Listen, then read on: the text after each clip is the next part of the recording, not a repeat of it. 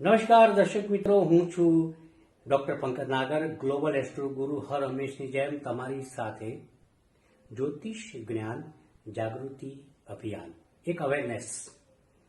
તો આવો વાત કરીએ સરળ વાસ્તુની. આપણે વાસ્તુ પાછળ લાખો રૂપિયા ખર્ચતા હોઈએ છીએ, પરંતુ સફળતા આપણાથી જોજનો દૂર રહેતી હોય છે.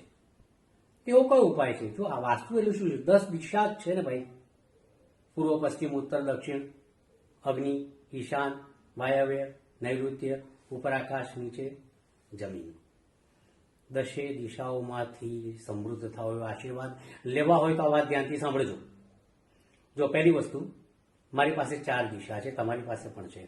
તમારા ઓફિસની આ વાત થઈ રહી છે, ઘરની વાત નથી થતી. તમે જ્યાં બેસો છો એ ઓફિસના મુખ્ય રૂમની અંદર 4 દિશા પૈકી તમારે પૂર્વ દિશામાં સૂર્યનો એક ફોટો મૂકવાનો છે, કારણ કે એ પૂર્વ દિશાનો રાજા છે. પશ્ચિમ દિશામાં શનિનો ફોટો મૂકવાનો છે, કારણ કે પશ્ચિમ દિશાનો રાજા છે. ઉત્તર દિશામાં ગુરુનો ફોટો મૂકવાનો છે, કારણ કે ઉત્તર દિશાનો રાજા છે. અને દક્ષિણમાં યમની દિશા છે, ત્યાં રાહુનો ફોટો મૂકવાનો છે.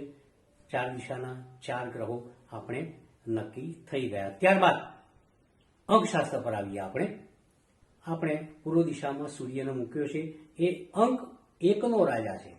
એટલે અંક 1નું એક પ્રિન્ટ આઉટ તમારે પૂર્વ દિશામાં સૂર્યની નીચે ચોંટાડી દેવાનું છે.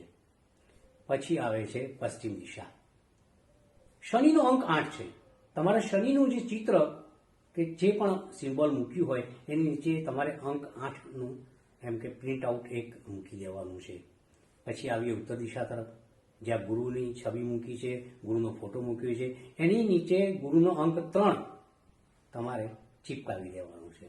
પછી દક્ષિણ યમની દિશા, રાહુ, ત્યાં તમારે રાહુની જે છબી મૂકી હોય એની બરોબર નીચે 4નો અંક લગાવી દેવાનો છે. પછી 4 પદાર્થ મૂકવાના છે. જુઓ, અત્યારથી તમને સમજાવી દઉં છું. પૂર્વ દિશાની અંદર તમારે એક લાઇટ લાલ કલરની મૂકવાની છે. પશ્ચિમ દિશાની અંદર તમારે બ્લુ કલરનો એક બલ્બ મૂકવાનો છે. ઉત્તર દિશાની અંદર પીળા રંગનો બલ્બ મૂકવાનો છે. અને દક્ષિણ દિશાની અંદર તમારે કાળા રંગનો બલ્બ મૂકવાનો છે. આ બધા જ બલ્બ ચાલુ રહેવા જોઈએ. એની મૂળ શરત છે. બ્રહ્મસ્થાનની વાત કરીએ. બ્રહ્મસ્થાન એટલે તમારા ઓફિસનું માપ લેતા બરોબર જે મધ્યસ્થાન આવે, જેને આપણે બેલી કહીએ છીએ, નવેલ અંગ્રેજીમાં કહીએ છીએ, જેને ઢોંઢી ઇંગ્લિશમાં કહીએ છીએ, ડૂંટી ગુજરાતીમાં કહીએ છીએ. તો આ બ્રહ્મસ્થાનની અંદર તમારે હંમેશા ત્યાં વહેલી સવારે જઈ અને સાથીઓ કંકુનો દોરી તેના પર એક માટીનું કોળિયું મૂકી, ઘી મૂકી, આડી ડિબેટ અને ઊભી ડિબેટ કરવાની છે.